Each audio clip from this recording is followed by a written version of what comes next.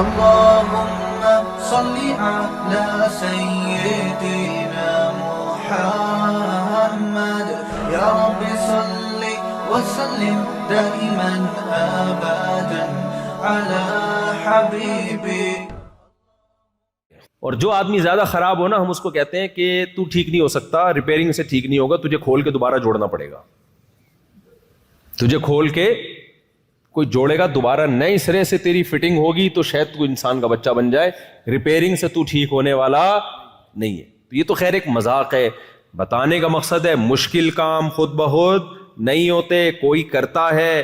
اللہ بار بار بار بار پیغمبر کے ذریعے، محمد صلی اللہ علیہ وسلم کے ذریعے، آدم علیہ السلام کے ذریعے، نوح علیہ السلام، ابراہیم علیہ السلام، موسیٰ علیہ السلام، عیسیٰ علیہ السلام، یہ سارے پیغمبر دنیا میں یہی سمجھانے کے لیے آتے رہے کہ اللہ کو پتا تھا یہ دنیا میں جانے کے بعد دنیا کی چیزوں میں گم سم ہو کے کس کو بھول جائیں گے؟ اللہ کو بھول جائیں گے. تو اللہ ہم سے کیا چاہتا ہے کہ مجھے یاد رکھو. اب ہم کہتے ہیں اے اللہ تجھے کیا ضرورت ہے؟ ایتھیسٹ ملحد لوگ بولتے ہیں اللہ کو کیا ضرورت ہے کہ ہم اللہ کو یاد رکھیں؟ بھئی اللہ کو کیا ہوگا اگر ہم یاد نہ رکھیں اس کو؟ تو کیا ہوگا اللہ کو؟ اللہ کہتے ہیں مجھے کچھ بھی نہیں ہوگا، تمہیں بہت کچھ ہو جائے گا. صحیح ہے نا؟ مجھے کچھ بھی نہیں ہوگا، تمہیں بہت کچھ ہو جائے گا. کیوں؟ ایتھیسٹ لوگ پتہ ہے کیا کہتے ہیں؟ یہ میں ایتھیسٹ کا ذکر اس لیے کرتا ہوں کہ آج نوجوانوں کے دل میں بھی یہی وسوسے ہیں. یار اللہ کو کیا ضرورت پڑی ہم 5 ٹائم پابندی سے نماز پڑھیں، نہیں پڑھیں گے اٹھا کے جہنم میں ڈال دے گا. اللہ کو کیا ضرورت ہم اس کی عبادت کریں، ہم یہ کریں ہم وہ کریں. یہ سب مذہبی لوگوں کے بنائے ہوئی باتیں، اساطیر الاولین، پرانے لوگوں کے قصے ہیں. میرے بھائی ہمیں کچھ بھی نہیں پڑی، نہ اللہ کو پڑی ہے. اصل بات یہ ہے کہ اللہ کی صفات کے بارے میں ہم ان لوگوں سے نہیں پوچھیں گے جن کے پاس کوئی ہدایت نہیں ہے.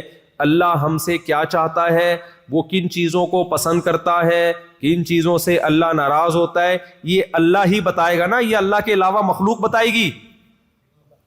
اللہ کو کوئی نقصان نہیں ہے ہماری نافرمانی سے، ہم فرما بردار بن جائیں، اللہ کو کوئی فائدہ نہیں ہے.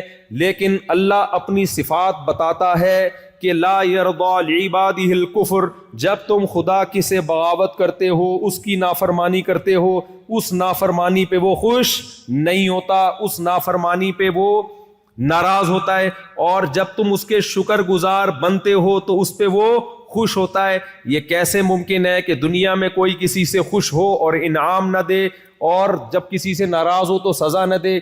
دنیا میں بھی لوگ جب ناراض ہوتے ہیں تو سزا دیتے ہیں، خوش ہوتے ہیں تو جزا دیتے ہیں. اللہ کہتے ہیں میری یہ صفت ہے کہ میں جب کسی سے خوش ہوتا ہوں تو اس کو جنت کی صورت میں بدلہ دیتا ہوں، جب میں کسی سے ناراض ہوتا ہوں جہنم کی صورت میں سزا دیتا ہوں. اب ہم کہیں یہ کیا بات ہوئی بھائی، یہ ہمیں اللہ کے بارے میں کس نے بتایا؟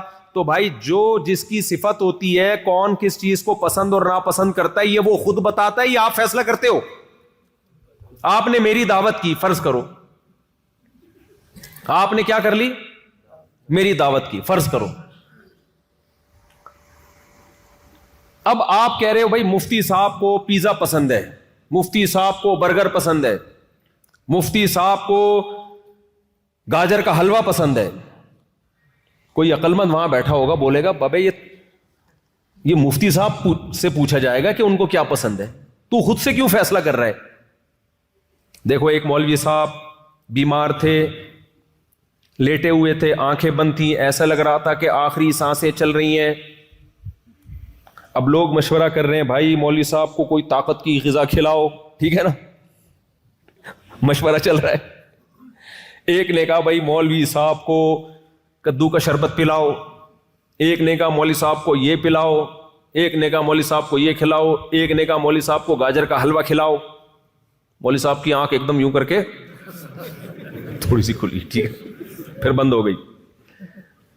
پھر ایک نے کہا جی مولوی صاحب کو قیمہ کھلاؤ. جب سب مختلف مشورے دے رہے تھے تو مولوی صاحب نے پھر آنکھیں کھول کے کہا بھائی اس کی بھی تو سنو یہ کیا کہہ رہے ہیں.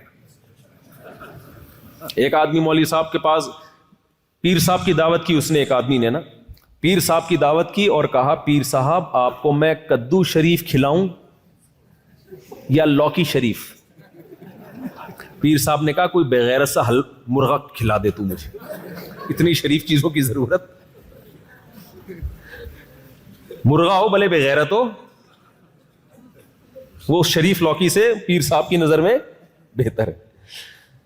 تو میرے بھائی, ہم کسی کی پسند اور ناپسند کا فیصلہ خود کر سکتے ہیں کہ کس کو کیا پسند ہے بھائی, کس کو کیا پسند ہے یہ خود فیصلہ کر سکتے ہیں. بیٹا جب بڑا ہوتا ہے نا تو ابا سے کہتا ہے میں نے شادی کرنی ہے, ابا کہتے ہیں تجھے کیا ضرورت ہے, مجھے شکایت کر رہے ہوتے ہیں میرے بیٹے کو کیا ضرورت ہے ابھی شادی کی. میں کہتا ہوں یہ بیٹے سے پوچھو, مجھ سے کیوں پوچھ رہے ہو یار. ضرورت جس کو ہوتی ہے وہ بتاتا ہے نا, مجھے آ کے کہہ رہے ہو کہ میرے بیٹے کو کیا ضرورت ہے شادی کی. ابے بھائی جس کو ضرورت ہے وہ بتائے گا, اس کو ہے یا نہیں ہے اس سے پوچھو جا کے. اس سے پوچھ نہیں رہے, پوچھ اس سے رہے جس کو اس کی ضرورت کا علم نہیں ہے. پیاس کسی کو لگ رہی ہے, جس کو لگ رہی ہے وہ بتائے گا نا. تبھی تو مجھے غصہ آتا ہے بیان کے دوران جو پانی پوچھ رہے ہوتے ہیں, پانی. بے بھائی میں بھی تو الحمدللہ گونگا نہیں ہوں, مجھے ضرورت ہوگی میں خود پوچھ لوں گا پانی کا. ہر تھوڑی دیر یہ تکلفات بہت برے ہوتے ہیں, کھانے میں بہت تکلفات ہیں. یہ بیان سے ہٹ کے بات کر رہا ہوں لیکن بہت ضروری ہے. تکلف اپنی زندگی سے ہمیشہ کے لیے نکال دو, دوسرے کے آرام کا خیال کرو. حضرت مولانا اشرف علی تھانوی رحمہ اللہ تعالی ساری زندگی یہ کہتے کہتے دنیا سے چلے گئے کہ مسلمان تکلفات میں ہے, معاملات میں ٹھیک بولو نہیں ہے. آرام کا خیال کرنا چاہیے, تکلف میں نہیں پڑتا. تکلف کیا ہے, آرام کیا ہے؟ آپ نے مفتی صاحب سے پوچھ لیا, مفتی صاحب آپ کا کھانا ہمارے ہاں ہے, قبول ہے؟ ہاں جی قبول ہے. اگر کر لیا قبول تو مفتی صاحب آپ کیا چیز شوق سے کھاتے ہیں بتا دیں. بھائی میں بھنڈی کھاتا ہوں, چلو جی بھنڈی پکا لیا آپ کے لیے. اور گوشت میں بھی میں بھائی گوشت کی, چلو میرا موڈ نہیں ہے گوشت کا, بس میں گوشت دعوتوں میں بہت کھا لیا بھائی, مسور کی دال چاول. ایسا نہ ہو ہر جگہ یہی چلتا رہے. ایک مثال دے رہا ہوں میں. اب آپ نے کھانا لا کے رکھ دیا, یہ مفتی صاحب دال چاول, یہ فلانا ڈم, بس کافی. یہ آپ نے آرام کا خیال کر لیا کہ مفتی صاحب کو وہ چیز نہیں کھلا رہے جو وہ کھانا نہیں چاہتے. میرے ساتھ ایسا بھی ہوا کہ بھی دعوت ہے, بھوک لگ رہی ہے, بھوک سے تل ملا رہے ہیں, پیزا لا کے رکھ دیا سامنے.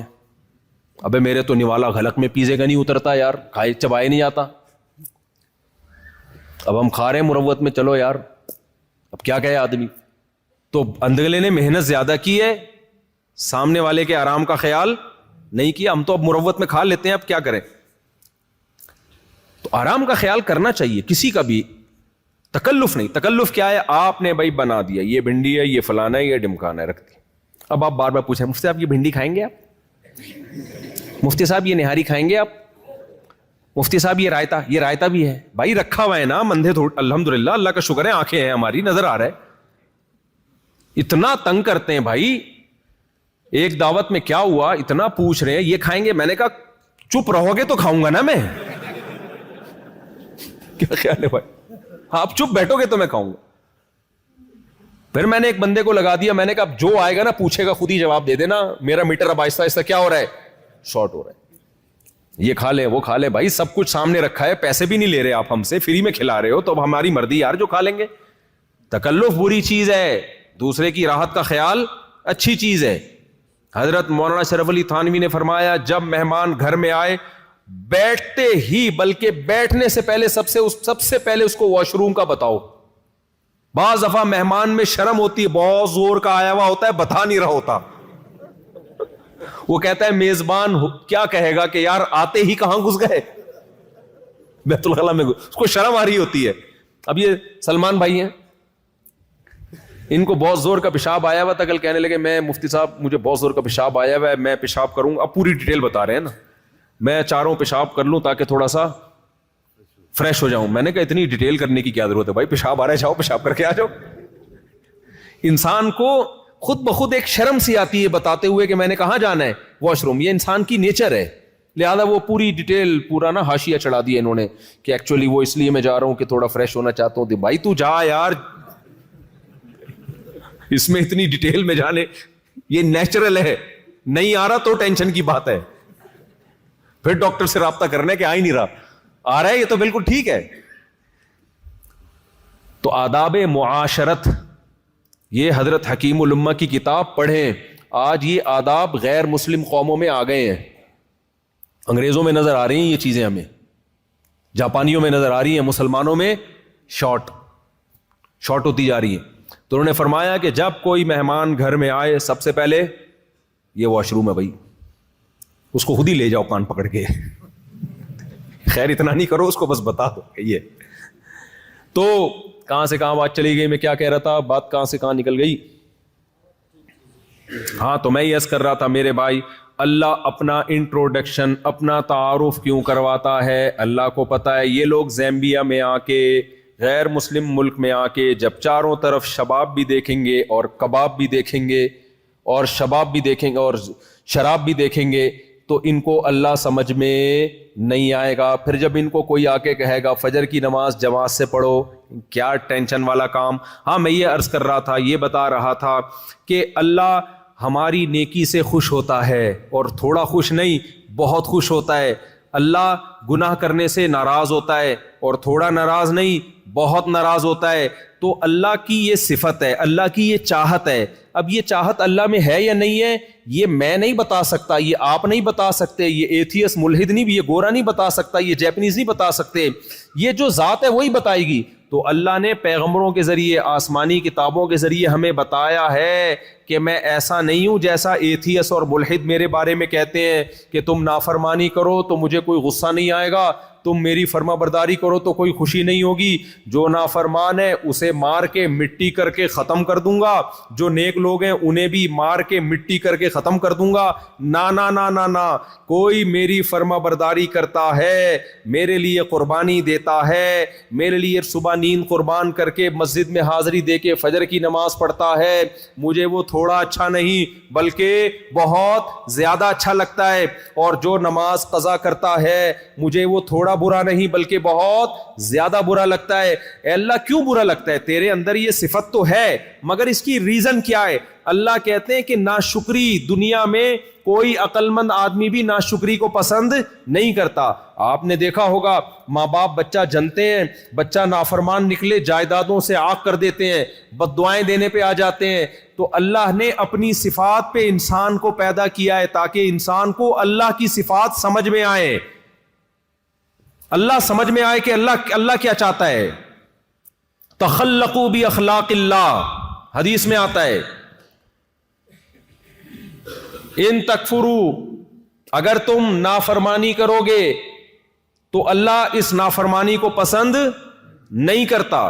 اس لیے میرے بھائی اس دنیا کے ان فلاسفروں کی باتوں میں مت آئیں کہ ہم مر جاتے ہیں تو مٹی ہو کے ختم. یہ کیسے ہو سکتا ہے بھائی. دیکھو جانوروں کی کوئی آزمائش نہیں ہے, جانور مر کے مٹی ہو کے ختم, کیونکہ جانور نہ شکر گزار ہو سکتے ہیں اور نہ ناشکرے ہوتے ہیں. ان کے پاس سینس ہی نہیں ہے یہ سمجھنے کے لیے کہ شکر کیا ہوتا ہے اور ناشکری کیا ہوتی ہے, احسان فراموشی کیا ہوتی ہے. جانوروں کو اللہ نے یہ سینس بولو نہیں دی ہے. جیسے ہمارے دوست جن کا ایکسیڈنٹ ہو گیا نا, بیچاروں کو اب وہ سینس ہے ہی نہیں کہ چمیلی کی خوشبو کیا ہے اور گلاب کی خوشبو. یہ سافٹ ویئر اللہ نے کیا کر دیے, یہ انسٹال کر دیے. باقی سب سیٹ ہیں, ایسا نہ ہو کہ آپ کچھ اور سمجھیں, باقی ہر چیز فٹ فاٹ. یہ سافٹ ویئر اللہ نے کیا کر دیے. یہ مجھے بڑی عبرت ہوئی ہے سن کے کہ یار اس کا مطلب دماغ میں بھی ایسی چیزیں ہیں جو ناک کو آرڈر کرتی ہیں کہ یہ چمبیلی ہے, یہ گلاب ہے, اور چوٹ لگنے سے وہ سیٹنگ کیا ہوتی ہے, آؤٹ. ایک چوٹ سے سیٹنگ آؤٹ ہوئی, بننے میں کیا خود بخود بن سکتی ہے ایسی سیٹنگ؟ نہیں ہو سکتی بھائی. تو بھائی پہلے اپنے ایمان کو مضبوط کرو. سمجھتے ہو ہمارا ایمان کیا ہے؟ ایک اللہ نے ہمیں بنایا اور وہ اللہ ہمیں موت کے بعد دوبارہ زندگی دے کے ہم سے حساب و کتاب لے گا. جو نیک لوگ ہیں ان سے خوش ہو کے ان کو جنت دے گا, جو برے لوگ ہیں ان سے ناراض ہو کے ان کو سزا دے گا جہنم کی صورت میں. دنیا میں جزا اور سزا نہیں ملتی. یہاں نافرمان لوگ ترقی کر جاتے ہیں بہت دفعہ, نیک لوگ تنزل کا شکار ہو جاتے ہیں. یہ کیسی دھاندلی ہے بھائی. پھر اللہ میں اور کرپٹ حکومتوں میں کوئی فرق ہوا ہے بھائی؟ اس سے پتہ چلتا ہے بھائی دنیا دار الجزا نہیں ہے, یہاں حساب و کتاب نہیں ہے. حساب و کتاب اللہ نے کب رکھا ہے؟ مرنے کے بعد رکھا ہے. تو پہلے اپنا ایمان یہ مضبوط کرو, ہم بنے نہیں ہیں, بنائے گئے ہیں. نمبر 2, موت کے بعد دوبارہ بولو زندگی ہے, زندہ ہونا ہے موت کے بعد. ان غیر مسلموں کو بھی بتاؤ, ان کو نکالو اس جھنجال سے جس میں یہ پڑے ہوئے ہیں. ان کو بتاؤ کہ جس خدا نے ہمیں پیدا کیا اس خدا کا حقیقی پیغام صرف اسلام کے پاس ہے, اسلام کے علاوہ کسی اور کے پاس بولو نہیں. پہلے خدا کے وجود کے دلائل دو, پھر ان کو سمجھاؤ یہ پیغام خدا ہم سے کیا چاہتا ہے. یہ کس کے پاس ہے یہ پیغام؟ صرف اسلام کے پاس, صرف محمد صلی اللہ علیہ وسلم کے پاس ہے, باقی کسی کے پاس نہیں ہے. ہے تو لاؤ بھائی مارکیٹ میں. اگر اسلام کے علاوہ کسی اور کے پاس ہے تو مارکیٹ میں بولو لاؤ. آپ جب مارکیٹ میں جاتے ہو, نیا موبائل آیا ہے, آپ دکاندار سے کہتے ہو موبائل دکھا بھائی, اس نے کہا یہ لے, کتنی قیمت ہے جی؟ اتنے لاکھ. کہتا میں وہاں سے لے رہا ہوں. کہہ رہا وہ مارکیٹ میں میرے علاوہ کسی اور کے پاس. بولتے کیوں نہیں ہے, لینا ہے مجھے سے لینا ہے یہ موبائل, نہیں ہے تو مارکیٹ میں میرے علاوہ کسی اور کے پاس نہیں ہے. آپ بلا تحقیق مانو گے؟ آپ سرچ کرو, ادھر گئے وہاں چیک کیا نہیں ہے بھائی, ادھر گئے وہاں چیک کیا نہیں ہے بھائی, گھوم پھر کے کہاں ہوگے؟ اگر موبائل لینا ضروری نہیں ہوا تو گھر چلے جاؤ گے. بہت ضروری ہوا, آپ کے باس نے کہا کہ نیا ورژن جو بھی آیا ہے موبائل کا تجھے لازمی لے کر آنا ہے ورنہ تجھے کل جاب سے نکال دوں گا, پھر لے دے کے کہاں ہوگے؟ اسی شاپ کے پاس آؤ گے جس نے یہ دعویٰ کیا تھا کہ یہ موبائل میرے علاوہ مارکیٹ میں کسی اور کے پاس نہیں. اسلام کا یہ دعویٰ ہے, ان الدین عند اللہ الاسلام, دین اللہ کی نظر میں صرف اور صرف اسلام ہے. حقیقی دین جو ہمیں بتاتا ہے کہ خدا ہم سے کیا چاہتا ہے. قرآن کا دعویٰ ہے کہ وہ صرف کون سا مذہب ہے؟ اسلام. مارکیٹ میں اللہ ہم سے کیا چاہتا ہے؟ مارکیٹ میں اسلام کے علاوہ کسی اور کے پاس یہ چاہتوں کا مسودہ ہے ہی نہیں. اب بھائی اسلام نے دعویٰ کر دیا, ہمیں چاہیے ہم ذرا مارکیٹ میں پھر کے دیکھیں کیا خیال ہے بھائی. تو ہم مارکیٹ میں, زیمبیا کی مارکیٹ میں آئے, ہمیں یہاں بہت سارے مذہب نظر آئے, ہم ان مذہب والوں کے پاس گئے. میں الگ الگ مذہبوں کا نام نہیں لیتا, کسی مذہب پہ طنز کرنا مقصد نہیں ہے. ہم نے جب ان مذہب والوں کی کتابیں اٹھا کے دیکھی, ان کے رہبروں کو دیکھا, تو ہم نے کہا وراثت کے حکام بتاؤ, انہوں نے کہا ہمارے پاس نہیں. ہم نے کہا نکاح طلاق کے حکام بتاؤ, انہوں نے کہا ہمارے پاس نہیں. ہم نے کہا خرید و فروخت کے حکام بتاؤ, انہوں نے کہا ہمارے پاس نہیں ہے. ہم نے کہا طہارت کے حکام بتاؤ, انہوں نے کہا ہمارے پاس. بولتا کیوں نہیں ہے میرے بھائی؟ نہیں ہے. ہم نے کہا بھائی رشتہ داری جوڑنے کی کیا فضیلت ہے؟ انہوں نے کہا ہمارے پاس, ہمارے تو رشتہ دار ہی نہیں ہیں. کچھ لوگوں کے ابا ہوتے ہیں, کچھ کے ابا نہیں ہوتے. ہم نے کہا میرے بھائی غسل کا طریقہ بتاؤ, انہوں نے کہا غسل کب فرض ہوتا ہے یہ بتاؤ. انہوں نے کہا فرض نہیں ہوتا, جب دل چاہے نہا لو, نہیں دل چاہے تو نہیں نہاؤ, مرضی ہے آپ کی. ہم نے کہا بھائی اللہ خدا کی عبادت کا طریقہ بتاؤ ہمیں, طریقہ کیا ہے, کتنی عبادت کرنی ہے, اس کا پیکج کیا ہے. انہوں نے کہا ہمارے پاس یہ پیکج. کسی نے کہا ہفتے میں 1 دن جانا ہے, کیا کرنا ہے, کوئی پیکج نہیں ہے. کسی کے پاس مارکیٹ میں تعلیمات ہے ہی نہیں. جب آپ اسلام کے پاس آئے, آپ نے پوچھا بھائی خدا کو راضی کرنے, خدا کے حقوق کیا ہیں, مخلوق کے حقوق کیا ہیں, پورا پیکج. خدا کو راضی کرنے کے لیے دن میں 5 ٹائم نماز پڑھنی پڑے گی. کیسے پڑھنی پڑے گی؟ ایسے پڑھنی پڑے گی. کیا کرنا ہے؟ اس سے پہلے وضو کرنا ہے. کیسے کرنا ہے جی؟ ایسے کرنا ہے. کن چیزوں سے وضو ٹوٹتا ہے؟ اس طرح سے وضو ٹوٹتا ہے. غسل کا فرض ہوتا ہے, اس طرح سے فرض ہوتا ہے. طہارت کے حکام کیا ہیں؟ ایسے ایسے حکام نبی نے بتائے نا کہ کنویں میں چوہا گر کے مر جائے تو کتنے ڈول نکال لیں کہ کنواں پاک ہوگا. بلی جیسا جانور گر کے مر جائے تو کتنے ڈول نکال لیں. کتے جیسا جانور گر کے مر جائے تو کتنے ڈول نکال لیں. پورے ڈول گن گن کے بتا دیے حدیث میں. کپڑے پہ ناپاکی لگ جائے کتنی دفعہ دھونا ہے. استنجے کا کیا طریقہ ہے؟ ایک یہودی نے پوچھا کہ کیا تمہارے پیغمبر نے تمہیں استنجے کا طریقہ بھی بتایا ہے؟ ایک صحابی سے کہا, وہ تو طنز کر رہا تھا. فرمایا ہاں ہمیں استنجے کا طریقہ بھی بتایا پیغمبر صلی اللہ علیہ وسلم نے. من استجمر فلیوتر. نکاح کا کیا طریقہ ہے, نکاح ختم کرنے کا کیا طریقہ ہے, ختم کن صورتوں میں ٹھیک ہے, کن صورتوں میں ختم کرنا برا عمل ہے. ماں باپ کے کیا حقوق ہیں، بہن بھائیوں کے، یہ تو میں ٹاپک ہے اس پر بہت 20 دفعہ بیان کر چکا ہوں، بھی زیادہ ڈیٹیل میں نہیں جاؤں گا۔ تو میرے بھائی، میرے اور آپ کے پاس خدا کو راضی کرنے کے لیے جو پیکج ہے، اسلام کے علاوہ کسی کے پاس وہ پیکج بولو ہے ہی نہیں۔ وہ ہمیں اخلاقیات بھی سکھاتا ہے، وہ ہمیں بتاتا ہے شراب حرام ہے، مردار مت کھاؤ، جانور ذبح کرو اللہ کا نام لے کے، کن جانوروں کو کھانا ہے، کن کے قریب نہیں جانا، یہ بھی پوری ڈیٹیل ہمیں کہاں ملے گی؟ اسلام میں ملے گی۔ غیر مسلموں کے پاس یہ ڈیٹیل بولو ہے کیا؟ نہ، جوا حرام کر دیا اس نے۔ غیر مسلم سے پوچھو جوا حلال ہے حرام ہے، ان کی ساری زندگی سوچتے ہی رہیں گے لیگل ہونا چاہیے کہ انلیگل ہونا چاہیے، سوچتے رہیں گے، سود کے بارے میں سوچتے رہیں گے۔ غیر مسلموں سے پوچھو بال رکھنے چاہیے کہ نہیں رکھنے چاہیے، کچھ کہیں گے بالکل ٹنڈ پنڈ ہونی چاہیے، کچھ کہیں گے ہر طرح کے بال بڑھا لو۔ اسلام سے پوچھو، اسلام کہتا ہے عورت کو سر کے بال بڑھانے چاہیے، اس کی فطرت کا حصہ ہے۔ مرد کے پاس آپشن ہے سر کے بال رکھے یا سر منڈائے، اور جب سر ٹنڈ کرائے تو لوگ شعر پڑھیں، حسن تیرا اس طرح سالم رہا، سر مڈانے پر بھی تو ظالم رہا۔ کچھ لوگوں پہ ٹنڈ جچتی ہے۔ داڑھی کے بارے میں مذہب نے حکم دیا مرد کو داڑھی بڑھانی پڑے گی۔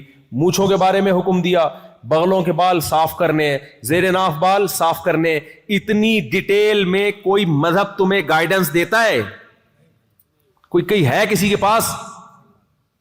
ماں باپ جوان ہو تو کیا سلوک ہے، بوڑھے ہو جائے تو کیا سلوک ہے، ماں باپ کا نان نفقہ کس کے ذمے ہے، خرچہ پانی کس گورنمنٹ کے ذمے یا اولاد کے ذمے؟ غیر مسلموں نے بوڑھے ماں باپ کا سارا خرچہ حکومت پہ ڈال دیا، اولڈ ہاؤس۔ اللہ کہتا ہے نہیں، یہ گورنمنٹ کی ذمہ داری نہیں ہے۔ باپ کو پالنا کس کی ذمہ داری ہے؟ بولتے کیوں نہیں؟ اولاد کی۔ ماں کو پالنا کس کی ذمہ داری ہے؟ اولاد کی۔ میاں بیوی کے کیا حقوق ہیں؟ غیر مسلم اس بارے میں کیا ہے؟ خاموش۔ اللہ نے کہا بھائی بیوی گھر میں رہے گی، کھلائے گا کون؟ شوہر۔ کمائے گا کون؟ شوہر۔ گھر کا سربراہ کون ہے؟ شوہر۔ غیر مسلموں کو پتہ ہی نہیں سربراہ کون ہے، کہتے ہیں دونوں برابر ہیں۔ ابے بھائی، گھر بھی ایک چھوٹی سی اسٹیٹ اور ریاست ہوتی ہے، کوئی گھر امیر کے بغیر چل سکتا ہے؟ 4 آدمیوں پہ بھی ایک کو انگریز کمپنی میں باس بناتا ہے، گھر میں کسی کو بھی باس نہیں بنایا اس نے، تبھی طلاقیں ہو رہی ہیں۔ نہیں آئی میرا خیال ہے بات؟ گھر بھی ایک چھوٹی سی اسٹیٹ ہوتی ہے، ریاست ہوتی ہے۔ کسی کمپنی، کسی بھی آرگنائز ادارے کو دیکھا، 4-5 افراد بھی ہوں تو ایک کو امیر انگریز بھی بناتا ہے۔ گھر میں انگریز نے کسی کو امیر نہیں بنایا، سارے ہی باپ ہیں، بیوی بھی باپ ہے، شوہر بھی باپ ہے، بچے بھی کیا ہیں؟ باپ ہیں۔ باپ بچے کو ڈانٹ نہیں سکتا، مار نہیں سکتا، سب کیا ہیں؟ باپ۔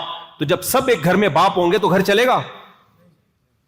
اسلام نے ہمیں گائیڈ کیا، بھائی یہ ایک گھر ہے، یہ بھی ایک چھوٹی سی ریاست ہے، اس میں بھی ایک امیر ہے۔ وہ امیر کون ہے؟ اتفاق سے شوہر ہے بھائی۔